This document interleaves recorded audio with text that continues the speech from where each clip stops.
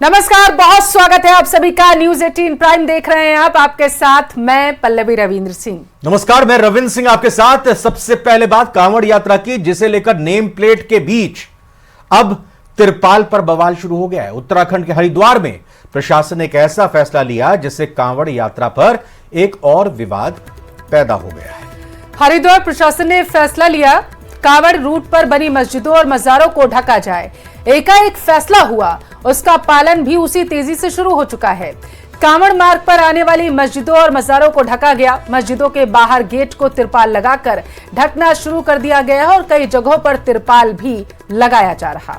प्रशासन का कहना है कि यह फैसला इसलिए किया गया ताकि कांवड़ यात्रा सुचारू रूप से हो सके और इसमें कोई व्यवधान ना हो। लेकिन जैसे ही फैसले की जानकारी और मस्जिदों को ढकने की तस्वीरें सामने आई, सियासी बवाल मच गया। नतीजा यह हुआ कि फैसले पर यू टर्न लेना पड़ गया और जिन मस्जिदों और मज़ारों को ढका गया था उनसे पर्दा हटा लिया गया।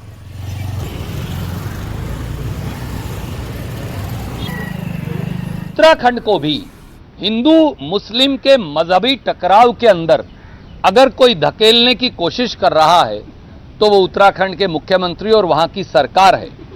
अगर कोई व्यक्ति, अगर वहां के गवर्नर में जरा भी संविधान के प्रति आदर है तो आज ही उसे बर्खास्त कर देना चाहिए ऐसी सरकार को, क्योंकि वो सरकार जो संविधान को बुलडोजर से कुचल रही है, ऐसी सरकार को एक दिन भी सत्ता में बने रहने का अधिकार नहीं। कोई दिक्कत नहीं होनी चाहिए। आपको पता है कि जब कोई चीज़ होती है तो उसमें कुछ वोट लगा देते हैं, तो इस प्रकार से अगर किया गया है तो यही है कि कोई उत्तेजना ना हो, कोई भड़के नहीं और हमारा कांवड़ यात्रा सुचारू रूप से चले, इसका ध्यान रखा गया। सुप्रीम कोर्ट के फैसले के बाद जो है अब इनको चुप बैठना चाहिए था। वो बेवजह का काम कर रहे हैं, उसमें इस तरह के हरकतों से जो है लोगों में टकराव कराने की कोशिश, झगड़ा कराने की कोशिश, ताकि उपचुनाव में फायदा मिल सके। इसके अलावा इनका कोई एजेंडा नहीं। कारगिल विजय दिवस के मौके पर पीएम मोदी ने आतंकवाद के मुद्दे पर पाकिस्तान को घेर लिया। उन्होंने साफ शब्दों में कहा कि अगर आतंकी और आतंकियों के आका नहीं सुधरे तो भारतीय सेना के जवान उनका नामो निशान मिटा देंगे। पीएम ने कहा कि 1999 में भारत ने शांति की हर कोशिश की थी, लेकिन पाकिस्तान के अविश्वास की वजह से करगिल युद्ध हुआ, जिसका भारतीय सेना के जवानों ने मुंह तोड़ जवाब दिया।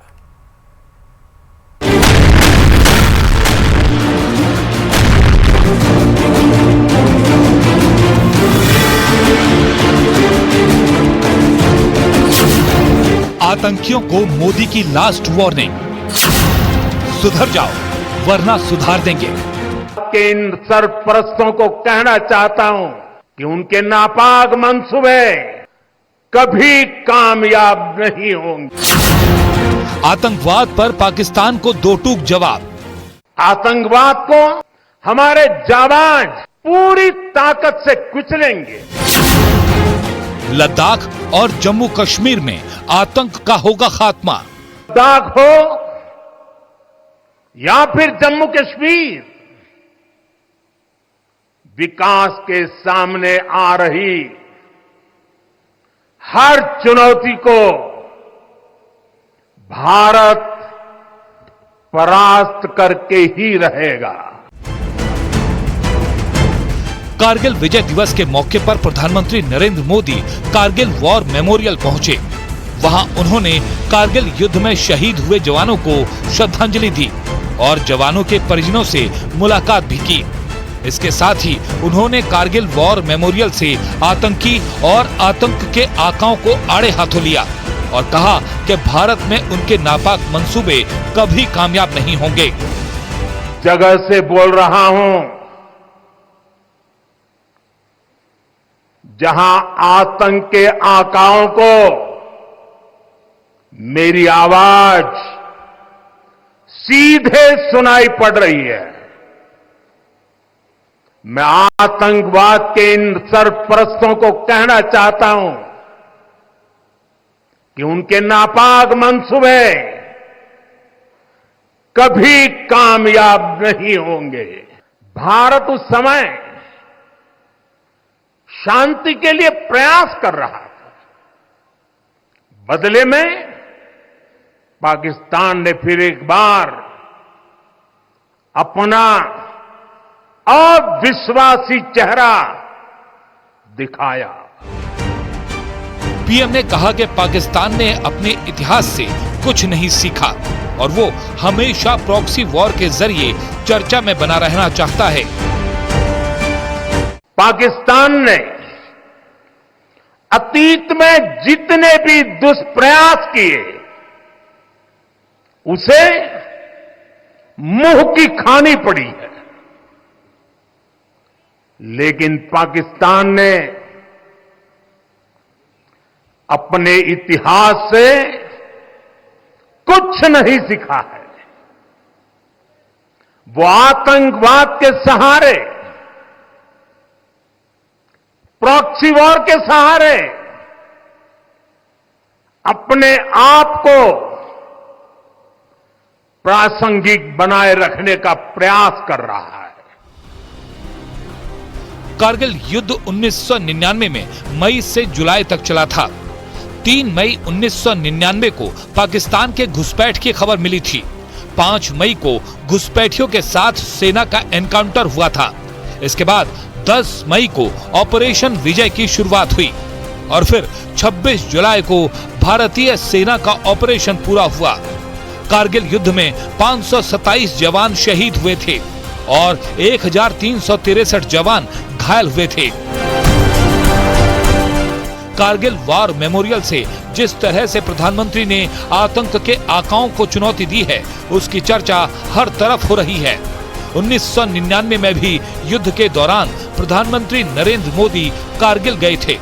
तब ना तो वो पीएम थे और ना ही सीएम थे, लेकिन फिर भी वो फायरिंग और बमबारी के बीच जवानों का हौसला बढ़ाने के लिए कारगिल गए थे। उस समय का उनका एक ऑडियो क्लिप भी सामने आया है, जिसमें जवानों से बातचीत का जिक्र है।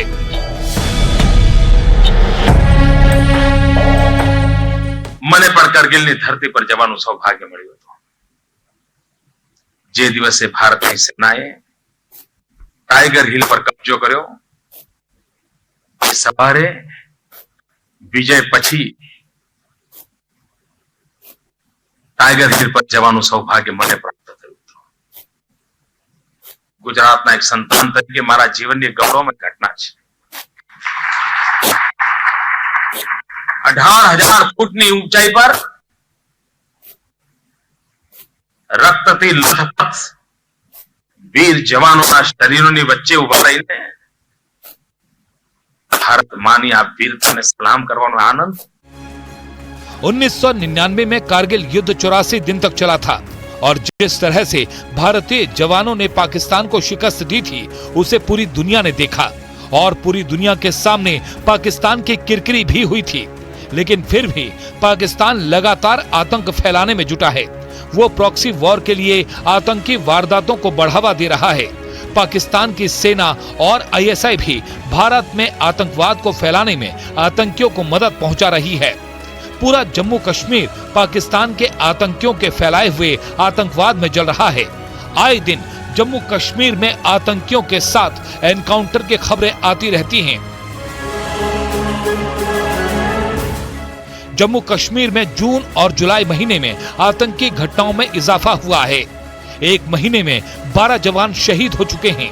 6 जुलाई को कुलगाम में हुए एनकाउंटर में 2 जवान शहीद हुए। 8 जुलाई को कठुआ में हुए आतंकी हमले में 5 जवान शहीद हुए।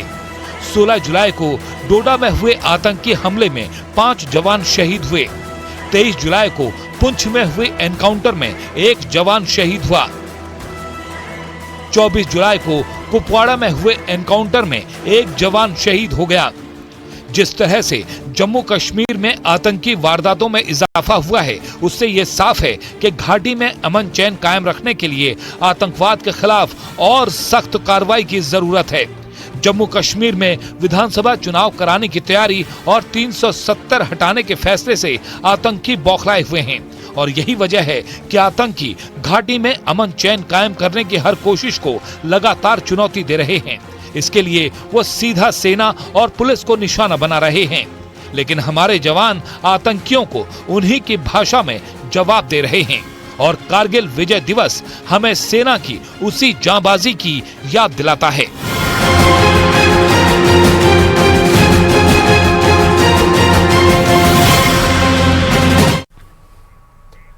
मध्य प्रदेश हाईकोर्ट ने सरकारी कर्मचारियों को आरएसएस के कार्यक्रमों में शामिल होने को लेकर बड़ी टिप्पणी की है। हाईकोर्ट ने कहा है कि सरकारी कर्मचारियों के आरएसएस कार्यक्रमों में शामिल होने पर बैन की कोई भी कोशिश सबूत आधारित होनी चाहिए, नहीं तो इसे संविधान का उल्लंघन माना जाएगा। साथ ही कोर्ट ने यह भी कहा है कि अदालत इस बात पर खेद व्यक्त करती है कि केंद्र सरकार को ये गलती सुधारने में आधी सदी लग गई। जारी रहे पुरुषोत्तम गुप्ता की याचिका पर इंदौर हाईकोर्ट ने बड़ा फैसला सुनाया है। शिक्षा में हर क्षेत्र में काम करती है, उस पर प्रतिबंध क्यों लगाया?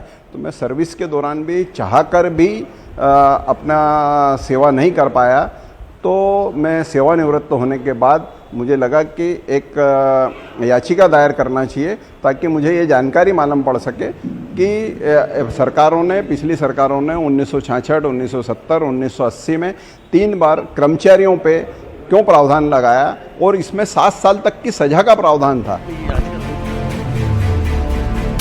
इंदौर हाईकोर्ट के आदेश पर बीजेपी ने खुशी जाहिर की है।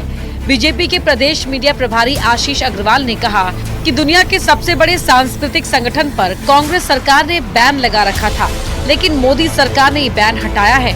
उन्होंने कहा कि बीजेपी हमेशा ये कहती रही कि आरएसएस सामाजिक सरोकार रखने वाला संगठन है और हाईकोर्ट ने भी इसे माना है। इस विश्व के सबसे बड़े सामाजिक सांस्कृतिक संगठन राष्ट्रीय स्वयंसेवक संघ के सामाजिक सरोकारों का लोहा पूरा विश्व मानता। ऐसे में कांग्रेस और कांग्रेस की सरकारों ने जो विचारधारा की लड़ाई, जो राष्ट्रवादी विचार को दबाने के लिए जो षड्यंत्र रचा था, वो भारतीय जनता पार्टी की मोदी सरकार ने हटाया है। और मुझे अत्यंत गर्व होता है कि माननीय न्यायालय ने भी इस पे जो तल्ख टिप्पणियां कसी हैं, वो निश्चित ही कांग्रेस और विपक्षी दलों के लिए आईना है। राष्ट्रवादी दल, राष्ट्रवादी विचारधारा, कांग्रेस और अन्य विपक्षी दल कितना भी प्रयास कर लें, दबा नहीं पाएंगे, ना दबा पाए थे। केंद्र बैन हटा चुका है और हाईकोर्ट ने भी बैन को गलत बताया है, लेकिन कांग्रेस को अभी भी आरएसएस पर आपत्ति है। कांग्रेस मीडिया विभाग के अध्यक्ष मुकेश नायक ने कहा कि आरएसएस बीजेपी को पर्दे के पीछे से चलाता है। संगठन के साथ ही सत्ता और ब्यूरोक्रेसी में भी आरएसएस का दखल होता है। ऐसे में आरएसएस को सांस्कृतिक संगठन कहना उचित नहीं है। देखिए, पूरी दुनिया जानती है कि बीजेपी हर राज्य में अपना एक आदमी एलिवेट करती है संगठन मंत्री के लिए, और बीजेपी का पूरा नियंत्रण है भारतीय जनता पार्टी के ऊपर। बीजेपी का हर निर्णय, चाहे वो संगठन का हो, प्रशासनिक हो, मंत्री बनाने का हो, हटाने का हो, मुख्यमंत्री बनाने का हो, हटाने का हो, सब आरएसएस के संकेत पर होता है। अब सरकारी अधिकारी बिना किसी रोक आरएसएस के कार्यक्रमों में जा सकते हैं। केंद्र सरकार के बाद अब हाईकोर्ट ने भी कहा है कि आरएसएस पर बैन गलत था। बीजेपी और तमाम अधिकारी खुश हैं जो आरएसएस के कार्यक्रमों में शामिल होना चाहते हैं, लेकिन कांग्रेस को अब भी ऐतराज है। न्यूज़ 18 के लिए इंदौर से मिथिलेश गुप्ता की रिपोर्ट। फ्रांस की राजधानी पेरिस में ओलंपिक शुरू हो चुका है, लेकिन उससे पहले यहां जमकर बवाल हुआ। उपद्रवियों ने कई रेल ट्रैक्स पर आगजनी करके भारी नुकसान पहुंचाया। हर जगह अफरा तफरी मची रही। 8 लाख से ज्यादा लोग प्रभावित हो गए हैं। इस खबर को देखते हैं।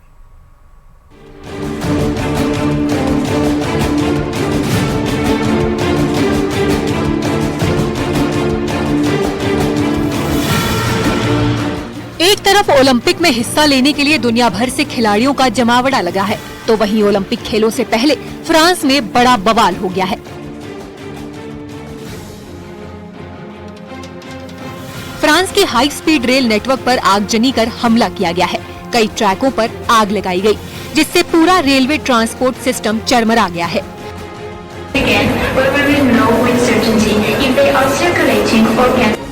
स्टेशनों पर लोग फंसे हुए दिखाई दे रहे हैं। हर किसी के माथे पर शिकन नजर आ रही है। बड़ी संख्या में ट्रेनों को रद्द किया गया है, क्योंकि जगह जगह रेलवे ट्रैक को दुरुस्त करने का काम किया जा रहा है। फ्रांस की सुरक्षा एजेंसियां ट्रैक और रेलवे स्टेशन का जायजा ले रही हैं। रेलवे प्लेटफॉर्म में खड़े यात्रियों को सुरक्षा का आश्वासन दिया जा रहा है। अचानक इन हमलों से फ्रांस में लाखों लोग प्रभावित हुए हैं। तो ये पेरिस का मोपनास स्टेशन है जहाँ पे कई गाड़ियाँ आज सुबह नहीं पहुँच पाई और ये TGV की ट्रेन थी जो कि बहुत तेज़ गति से चलती हैं, 300 किलोमीटर प्रति घंटा से भी ज़्यादा रफ्तार है उनकी, और कई जो हिस्से हैं फ्रांस के उनको पेरिस से जोड़ती हैं। ये ट्रेन इसलिए नहीं पहुंच पाई क्योंकि 3 जगह पर ट्रैक पे आग लगा दी गई, जो कि नॉर्थ से, वेस्ट से और ईस्ट से जो ट्रेनें हैं यहाँ नहीं पहुंच पाई, और लगभग 8 लाख पैसेंजर्स को इससे असर पड़ा। लंदन और पेरिस के बीच तोड़फोड़ की घटनाओं की वजह से सेवा बाधित हुई है, जिससे कई ट्रेनों का ट्रैवल टाइम बढ़ गया है। इन हमलों से ट्रेन लाइन की अटलांटिक उत्तरी और पूर्वी लाइनें ज्यादा प्रभावित हुई हैं। सबसे ज्यादा पेरिस का मोंटपर्नासे स्टेशन प्रभावित हुआ है। जानकारी के मुताबिक इस तोड़फोड़ और आगजनी की वजह से जो नुकसान हुआ है उसकी मरम्मत में काफी समय लग सकता है। जहाँ पर आग लगी थी उसको वहाँ पर मरम्मत कर दी गई है, तो वहाँ पर अब ट्रेन चालू है, लेकिन जो इतनी ट्रेन डिले हुई हैं, जो इतनी ट्रेन कैंसिल हुई हैं, इसका असर तो काफ़ी दिन चलेगा। और ये मान के चल रहे हैं लोग कि शायद कई लोग जो आज शाम की पेरिस की ओपनिंग सेरेमनी पे आने वाले थे, अब शायद कोई लेट ट्रेन लेकर पहुँच पाएंगे। लेकिन भय ये है कि अगर पहले दिन इतना कुछ लोगों ने कर दिया तो भविष्य में लोग क्या करेंगे, और बड़ी कोशिशें हो सकती हैं कि लोग करें कि किसी न किसी तरह इस गेम्स को रोका जाए या कुछ ऐसा किया जाए जिससे गेम्स का मजा खत्म हो जाए। चश्मदीदों के मुताबिक आगजनी के बाद घटनास्थल से लोगों को भागते देखा गया है। मौके पर आग लगाने वाले उपकरण भी मिले हैं। हिंसा के लिए जिम्मेदार लोगों की धरपकड़ की कोशिश तेज कर दी गई है। ओलंपिक ओपनिंग सेरेमनी से ठीक पहले पेरिस में बवाल पर फ्रांस के पीएम का बड़ा बयान सामने आया है। फ्रांस के पीएम ने कहा कि सुनियोजित तरीके से तोड़फोड़ की गई है। अब देखना अहम होगा कि रेल नेटवर्क पर किए गए इस हमले का ओलंपिक खेलों पर कितना असर पड़ता है। Bureau report, news 18। इधर महाराष्ट्र में मॉनसून जमकर बरस रहा है। शहर के शहर पानी में डूबे हुए हैं। वहीं रायगढ़ के पास समंदर की लहरों में एक मालवाहक जहाज फंस गया। इसमें 14 लोग सवार थे। इसके बाद कोस्टल गार्ड ने बड़ा रेस्क्यू ऑपरेशन चलाया है।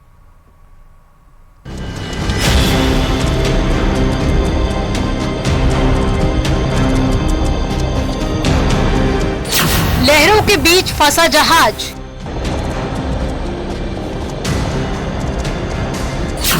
फंसे लोगों को बचाने आया हेलीकॉप्टर।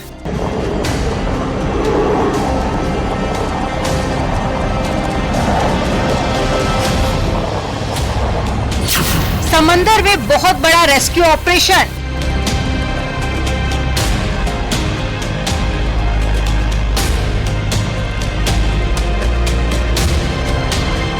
आसमानी सितम से गांव शहर सब पानी में समा गए हैं। महाराष्ट्र में भी आसमानी कहर दिखाई दे रहा है। पुणे शहर में तो सड़कों पर दरिया बह रहा है। समंदर में भी ऊंची ऊंची लहरें उठ रही हैं। उसका शोर डराने वाला है।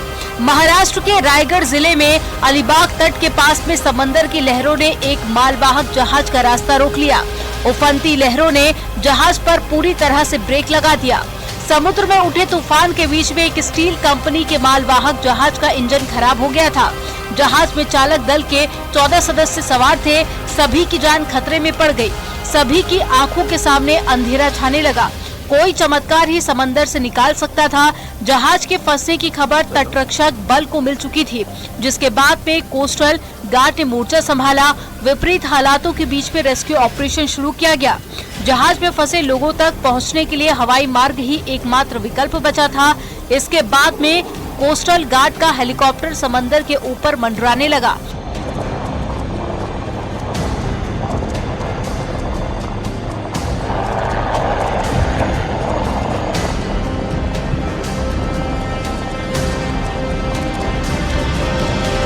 हेलीकॉप्टर को देखकर जहाज में फंसे लोगों की जान में जान आई। इसके बाद में हेलीकॉप्टर मालवाहक जहाज के डेक पर उतरा और फिर शुरू हुआ वहां से लोगों को निकालने का सिलसिला। हेलीकॉप्टर से एक एक करके सभी लोगों को सुरक्षित अलीबाग के तट पर उतारा गया। इस तरह से सभी 14 लोगों की जान बच गई।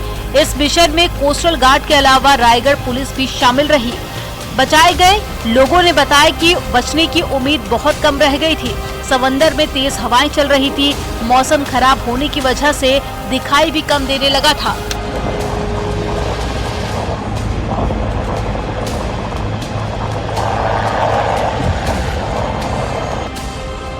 कहा जा सकता है कि भारी बारिश की वजह से अलीबाग समुद्र तट पर मालवाहक जहाज रास्ता भटक गया था। ये जहाज गुरुवार को सुबह 25 जुलाई को धर्मताल बंदरगाह से जयगढ़ बंदरगाह के लिए रवाना हुआ था, लेकिन समंदर में उठ रहे तूफान के बीच में जहाज में तकनीकी दिक्कत आ गई और ये लहरों के बीच में फंस गया। जहाज कोलाबा जिले से कुछ दूरी पर फंस गया था।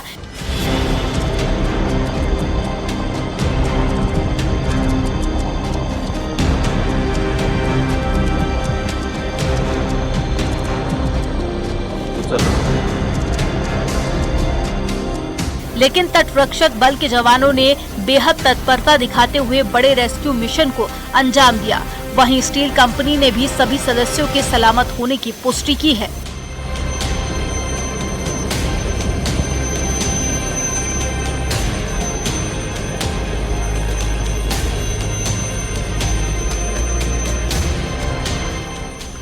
Bureau report news 18।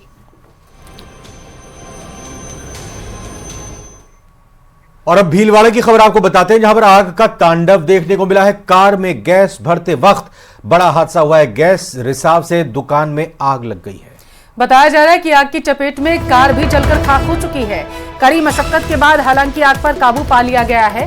अवैध रूप से बताया जा रहा है कि यहां पर जो है घरेलू गैस जो है वो भरी जाती है। दुकानदार सुभाष नगर थाना क्षेत्र का ये मामला बताया जा रहा है, जहां पर दुकानदार अवैध तरीके से घरेलू गैस भरते हैं, ऐसी जानकारी सामने निकल कर आई और इसी दौरान भीषण आग लग गई। तो ये तस्वीरें आप देख सकते हैं किस तरह से आग पूरी तरह से कार को अपनी चपेट में ले चुकी है। जो जानकारी मिल रही है उसके मुताबिक जो घरेलू गैस है उसको अवैध तरीके से इस कार में फिल किया जा रहा था, तभी अचानक ये आग लग गई। करौली से बड़ी खबर आप तक पहुंचाएंगे, जहां पर ग्राम विकास अधिकारी पूजा मीणा निलंबित कर दी गई है। ये लापरवाही जो है, उदासीनता बरतने पर उन पर की गई है कार्रवाई। जी हां, और साथ ही साथ मामचारी ग्राम पंचायत की ग्राम विकास अधिकारी थी। इसके अलावा निलंबन काल में यानी जब सस्पेंशन रहेगा उस दौरान टूडा भीम पंचायत समिति में अटैच रहेंगी। जिला परिषद मुख्य कार्यकारी अधिकारी ने इस संबंध में आदेश जारी किए हैं।